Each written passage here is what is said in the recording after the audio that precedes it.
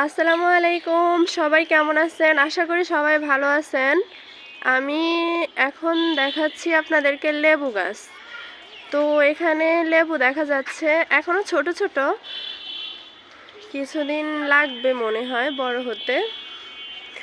লেবুগুলো খুবই সুন্দর দেখা যাচ্ছে এখন, ছোট ছোট, অনেক সুন্দর।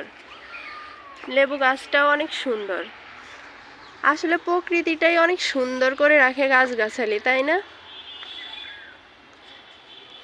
আপনাদের কার কার বাড়িতে লেবু গাছ আছে আমাকে কমেন্টে জানাবেন। লেবু আমার একটা মানে এক বলতে পারেন আমার প্রিয় খাবার। যারা ডায়েট করেন তাদের জন্য লেবুটা অনেক জরুরি, অনেক দরকার। তো এই তো লেবু গাছ।